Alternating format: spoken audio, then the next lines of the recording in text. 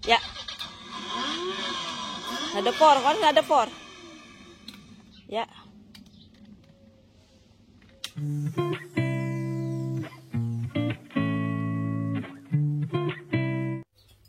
Halo, assalamualaikum semuanya. Apa kabar? Semoga dalam keadaan sehat walafiat ya. Alhamdulillah kita ketemu lagi teman-teman. Nah, sebelum aku cerita lagi, aku ngucapin terima kasih buat para subscriberku yang emang setia banget gitu ya.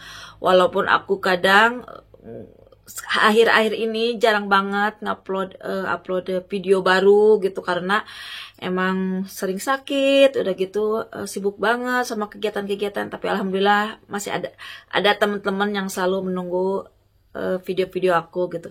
Aku ucapkan makasih ya. Nah, di video kali ini sekarang masih jam 12 kurang 20 menit. Jadi bentar lagi, aku sekitar 15 menit lagi aku harus jemput ya. Jadi gak apa-apa lah bikin vlog dulu ya. Nah, di vlog kali ini aku akan lanjutin cerita tentang masa lalu aku sama suami pertama ya. Nih, ada yang bilang, Teteh jangan di ini dong, maksudnya jangan diumbar, itu kan anak bapaknya gitu, maksudnya anak si kakak, bapak si kakak gitu ya, jangan diumbar apalagi sampai sedetil itu gitu ya. Nah, maksud saya itu bukan mengumbar ya, atau enggak menjelekkan seseorang gitu ya, karena cuman aku mau cerita aja gimana sih dulu kehidupan aku gitu ya. Gimana sih pahit getirnya masa lalu aku gitu ya.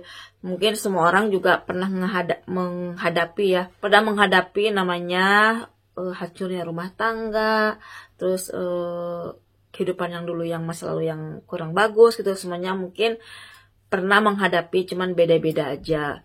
Terus yang mau saya tekankan di sini, walaupun dalam kita berumah tangga ya, apapun itu, baik kita yang hancur atau enggak pasangan kita yang hatinya hancur, tapi tetap ada yang lebih hancur hatinya, ada yang lebih sakit hatinya, itu anak kita gitu ya.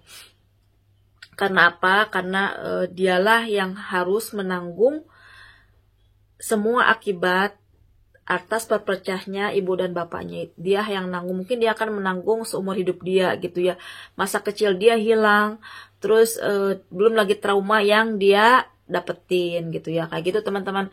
Jadi penting banget, mungkin ada teman-teman di sini yang dulunya punya anak, terus harus berpisah dan belum mengungkapkan, aku juga ngerasa kok aku sama si kakak kita bondingnya nggak terlalu kuat gitu ya. Karena apa? Karena emang dari faktor tadi itu gitu. Aku ngerasa gagal jadi orang tua, aku ngerasa gagal jadi ibu, terus aku harus kerja, aku harus banyak ninggalin dia gitu ya. Mungkin masa-masa kecil yang dia butuh kita gitu ya. Setidaknya ya kalau misalkan anak-anak waktu SD pengen banget sama ibunya gitu, ke sekolah dianterin tiap hari, terus kalau rapat itu yang datang itu ibunya bukan neneknya apa kakeknya gitu ya, mungkin pengen gitu ya, ngerasa bangga kalau ibunya datang kayak gitu ya. Nah, mungkin anak-anak lain dapat tapi enggak dengan dia gitu ya. Kita harus memahami itu ya, tahu mungkin hati kita juga waktu berpisah juga hancur, sakit hati, tapi tetap anak yang lebih menderita karena pertama anak juga nggak tahu apa-apa gitu ya. Kok kenapa sih ibu bapaknya berpisah? Apa karena mereka tidak menyayangi aku? Apa karena kadang kehadiran aku mereka jadi pisah? Itu kan pasti ada dalam batin anak gitu ya. Kenapa orang tuanya nggak menyayangi dia lagi gitu ya? Apalagi posisi aku waktu itu ya, aku harus kerja, aku harus ninggalin anak, aku harus ninggalin keluarga aku harus ninggalin ibu bapak gitu ya. Sementara si ayah juga nggak pernah nengok-nengok gitu ya. Dia juga apalagi udah punya keluarga sendiri, anak tiri sendiri gitu ya, udah anak tiri apa keluarganya gitu apalah. Jadi sewaktu itu juga bapaknya si kakak juga jarang nengok ya, kakak juga tahu gitu ya. Nah, dari sanalah sampai sekarang ya aku ngerasa kadang aku ngerasa bonding aku nggak ada sama dia gitu. Jadi aku hanya ada dia itu waktu dia butuh untuk bayar SPP, aku hanya butuh untuk dia bayar beli baju apa gimana. Tapi kan anak itu nggak butuh itu semua gitu. Maksudnya butuh tapi nggak cuman itu gitu. Anak itu butuh kasih sayang, anak itu butuh perhatian gitu ya. Anak itu butuh waktu kita juga gitu ya. Jadi dan dia nggak dapatin itu semuanya dari aku. Nah, waktu itu aku pernah didatangin temen, dan dia juga waktu kecil itu korban perceraian rumah tangga gitu ya, korban istilahnya ibu bapaknya yang cerai gitu ya. Dia juga ngerasain itu, ngerasain sakit hati banget, ngerasain trauma, ngerasain masa lalu waktu dia kecil itu beda sama anak-anak lainnya. Anak-anak lainnya kan sama ibu bapaknya apa gimana, kalau dia enggak gitu ya. Nah, tapi waktu itu terus aku tanya, dia juga sama bonding sama ibunya juga kurang gitu ya, karena kan dari kecil sama neneknya gitu ya. Terus aku cerita, aku juga sama, aku ngerasa kayak gitu. Terus apa sih yang kamu harapin sebagai anak yang broken home yang dulu gitu ya? Apa sih yang udah kamu harapin gitu? Dia cuma ngarapin yaitu meminta permintaan maaf gitu ya. Jadi dia cuma pengen itu minta maaf karena saya nggak tahu apa-apa, tapi kenapa saya deserve bahwa kalian tuh nggak ngurus saya gitu, tetap aja gitu. Jadi pengennya itu anak itu kata permintaan maaf dari orang tua gitu ya. Dan itu mungkin kebanyakan orang tua itu nggak melakukan itu karena ngerasa gue juga disakitin, apa bapak lu yang nyakitin gue atau mama lu yang nyakitin gue gitu ya. Jadi tetap orang tua itu ngerasa dia juga korban, tapi ada yang lebih korban dari anaknya. Jadi dari sini saya waktu itu ya saya cerita gitu kenapa saya berpisah sama bapaknya, sama ininya. Nah, si kakak juga nangis karena kan dia juga nggak tahu apa sih sebenarnya yang terjadi gitu ya. Selama itu emang benar dalam hati dia tuh nyalahin orang tua gitu. Kenapa berpisah? Kenapa apa nggak mau kakak lagi gitu? Karena dan kakak kalian jadi berpisah kayak gitu ya. Nah, bukan kakak ya, kakak itu jadi aku ceritain semuanya gitu ya. Bunda itu sayang banget sama kakak, bunda itu sayang banget sama bapak kakak, tapi emang ada hal yang nggak bisa bunda lanjutin, apalagi kalau misalkan bapak kakak milih perempuan lain untuk mendampingin hidup dia. Bunda juga nggak mau maksa gitu ya, nggak mau maksa seorang yang emang nggak suka lagi sama bunda gitu ya. Terus dan selain itu, selain bunda nggak mau nyakitin, bunda juga ngerasa hati bunda itu jadi nggak mudah untuk ngelupain suami seorang yang udah, apalagi aku itu waktu itu masih kecil ya, masih 18 tahun, jadi butuh waktu banget gitu menerima itu tuh, butuh waktu banget, nggak gampang gitu ya. Di saat kita sudah berkorban sama seseorang yang kita cintain, kita harus berkorban ya istilahnya hidup enak jauh dari keluarga gitu, yang mencukupi kebutuhan kita, yang bisa mensupport kita, yang bisa menyekolahin kita, yang bisa menyayangi kita dari kecil sampai kita dewasa gitu ya, yaitu orang tua gitu. Dan aku memilih untuk tinggal sama seseorang, tapi akhirnya orang tersebut mengecewakan kita gitu. Itu nggak gampang banget, dan akhirnya aku bilangin dan bunda minta maaf kalau misalkan kakak yang jadi korban, kakak yang harus menanggung semuanya. Mungkin masa kecil kakak hilang gitu, nggak sebahagia orang lain gitu, tapi tetap gitu, bunda daripada kita terus bersama, kita ribut terus, atau enggak bunda yang sakit hati gitu ya, kan itu juga nggak bagus gitu ya.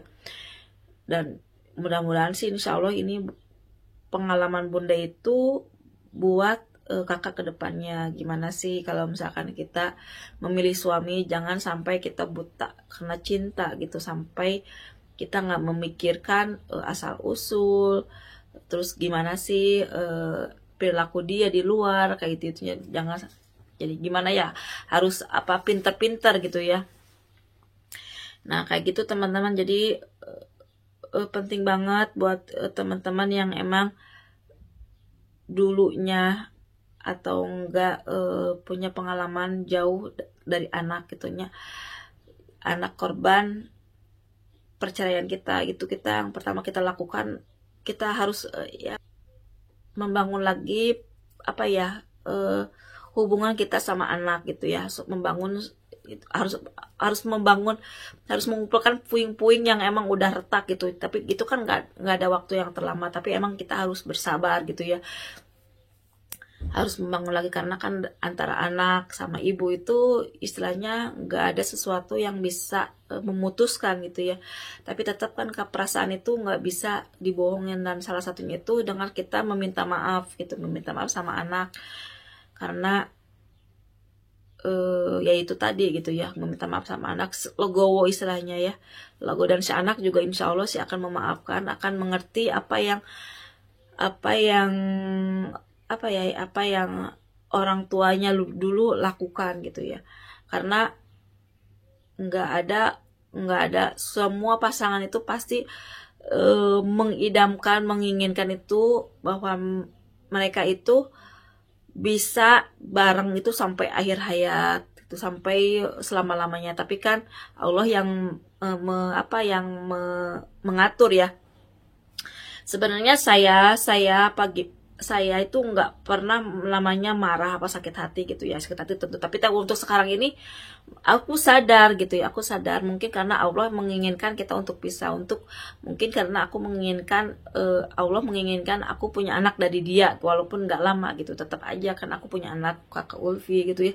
Terus Allah menginginkan aku tuh menikah sama orang lain, dan itu semuanya itu Allah yang atur gitu ya, kita cuma ngejalanin doang gitu ya. Nah caranya apa aja, yang kita yang sakitin atau enggak kita yang menyakitin, itu apa aja caranya. Yang penting itu kita harus pisah gitu ya, kita harus pisah, karena kan itu udah takdir ya, udah takdir. Jadi ya seseorang yang disakitin atau nyakitin itu cuman caranya aja gimana. Sama aja kalau misalkan kita meninggal gitu, tapi kan semuanya kan ada caranya, semuanya ada jalannya gitu, kayak gitu teman-teman. Nah itulah teman-teman vlog aku kali ini, mudah-mudahan bermanfaat. Bentar lagi aku akan jemput Yan, dan dia punya surprise. Tadi aku ada teman aku kesini ngasih motor elektrik karena anaknya udah nggak dipakai lagi. Nih ini buat Yan, jadi dia pasti suka banget nih ya. Keja tadi datang, terus Keja aku bilang tolong jemput Yan ya. Jadi Keja nanti balik jemput Yan. Jadi kita tunggu aja sampai dia datang ke rumah ya. Hei, naman. Warm. Ik heb een cadeautje voor jou. Oh die? Kom. Oh die. Oh die. Tadala! Kijk maar. Huh? Hah? Mooi ya? Lagi charger. Ya, mooi ya. Kalau lagi charger nggak boleh dimainin ya, ntar rusak. Is charger dulu, en daarna strak met aanspelen naar buiten. Goed? Ja? Hey, we lopen op school. Ik moet al opladen. Hier Ja. benzine. Ya, ini bensin ya. Itu bensin ini lagi oplader. Ini lagi oplader sudah. Nih, kabelnya. Mooi ya? Moet ik even wachten. Ja, even wachten. Heel lang. Ja. Zo ook.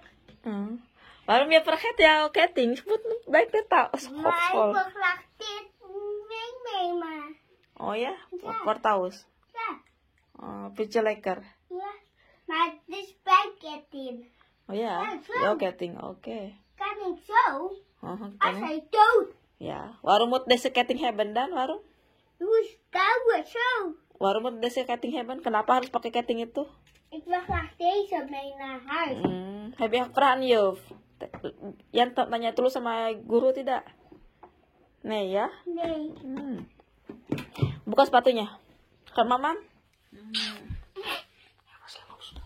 Ja. Ik wil dit meenemen naar school als hij kapot. Nee ya, natuurlijk niet main naar sekolah terus kapot. Ntar teman-teman pada mau ya. Ik ga weer zitten. Ya, ya seneng banget. Vroom, vroom, vroom.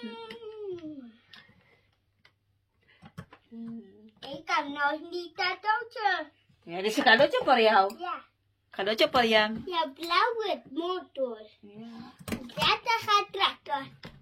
Traktor voor teteh. Maar kijk, een motor. Traktor voor teteh. Ini voor yang. Ja, Ya? met de blauwe. Ook met het.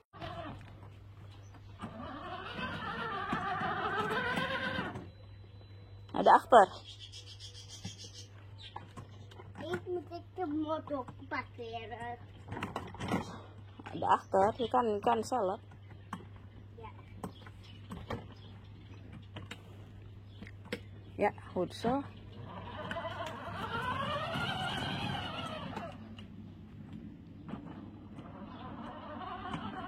Wacht even. Extra parkeren. Naar de voor. Maju ke depan.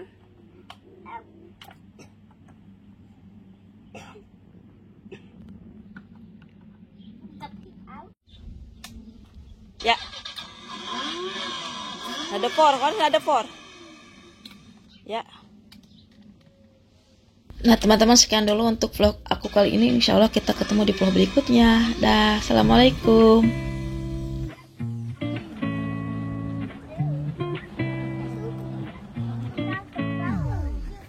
Mama nas kokok. Ya.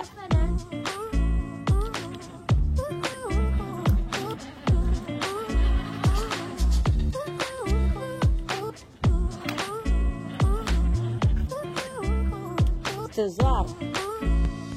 Kom. Daar rijden dan. Ya sudah.